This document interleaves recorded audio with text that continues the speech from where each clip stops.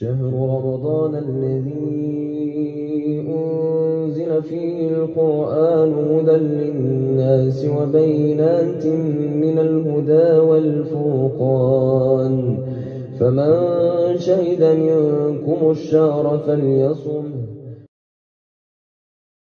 أعوذ بالله من الشيطان الرجيم.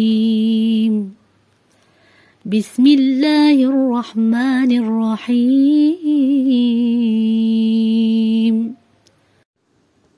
إنك لا تهدي من أحببت ولكن الله يهدي من يشاء وهو أعلم بالمهتدين.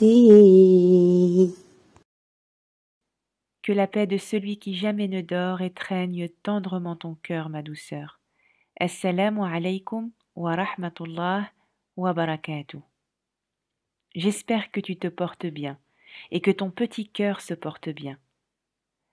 Comment, en écoutant ce verset, ne pas se remémorer la douloureuse peine que notre bien-aimé prophète alayhi salatu wassalam a connue quant à la non-reconversion de son oncle chéri, Abu Talib. Socialement, Abu Talib était son père, subhanallah, un père qui le protégeait, un père qui le rassurait, un père qui a mis toute son énergie et tous ses biens au profit du prophète alayhi salatu wassalam. Comment ne pas repenser au prophète Nuh alayhi salam qui, malgré ses efforts auprès de son fils, l'a vu désobéir à Allah et ne pas suivre ses recommandations et ses commandements. Comment ne pas évoquer la douceur des paroles d'El-Khalil, le prophète Ibrahim alayhi salam envers son père lorsqu'il façonnait de ses mains des idoles vénérées à tort par son peuple? Comment ne pas avoir une pensée affectueuse et de compassion à l'égard de nos sœurs et frères reconvertis, qui voient ou ont vu leurs proches, la prunelle de leurs yeux, refuser le message de l'islam? Qui n'a jamais ressenti cette douleur de savoir qu'un être cher avait fait un choix qui l'éloigne de la soumission à Allah?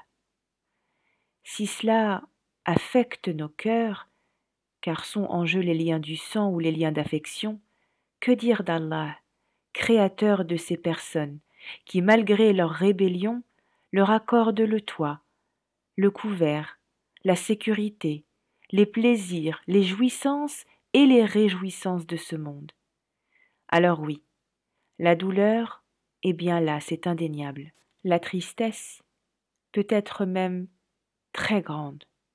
Oui, il est tellement difficile de voir son frère, sa mère ou son enfant refuser les ordres d'Allah, refuser l'évidence quand nous sommes nous-mêmes convaincus. Pour autant, il est bon pour chacun de nous de se remémorer par là même l'attribut de Rahma, tout rayonnant d'un amour inconditionnel qui revient à notre Seigneur Tabaraka wa Ta'ala. Son plan a été établi avec miséricorde, ainsi que le destin de tout un chacun, walhamdulillahi rabbil alamin. Si nous sommes convaincus dans notre choix de croire en lui comme Seigneur, tout sachant et juste, nous incombe alors la conviction d'entendre que le véritable enjeu dépasse les pauvres âmes que nous sommes. C'est aussi cela se soumettre à notre Seigneur, comprendre avec le cœur qui abrite la croyance ferme et solide en un Seigneur dénué de tout défaut et pour qui chacune de ses créatures compte, et ce depuis la nuit des temps. Comprendre avec le cœur encore plus qu'avec la raison. Et ensuite me diras-tu, que faire? Ensuite, écoute ce qui suit. Tout d'abord, sois épanoui dans ta relation avec Allah. Tu verras qu'il n'y a sans doute pas plus belle façon de prêcher que d'incarner ce à quoi tu appelles. C'est Allah qui se chargera du reste. Et puis, il existe un mois béni qui redonne vie aux espérances. il existe une nuit où le destin de chacune des personnes qui peuplent et a peuplé la terre peut être changé pour une version encore meilleure. Il existe une arme que j'aime à appeler arme de construction massive et qui porte le nom d'invocation, ad-du'a. Alors ma douceur, en ce mois béni de Ramadan, en ces jours bénis où Allah subhanahu wa ta'ala accorde son pardon, mais exauce également les invocations, toutes les invocations, ne perds jamais espoir. Tout comme Moussa alayhi salam n'a pas perdu espoir devant l'étendue de l'océan, sois certaine qu'au milieu de ton océan de tourments, Allah te frayera un chemin sûr, un chemin de résilience et un chemin d'apaisement. Sûr pour que tu te sentes à l'abri là où tu poseras le pied. De résilience pour que tu accèdes à l'acceptation de ton destin. Et enfin d'apaisement car tu auras soigné la vision que tu as de ton Seigneur.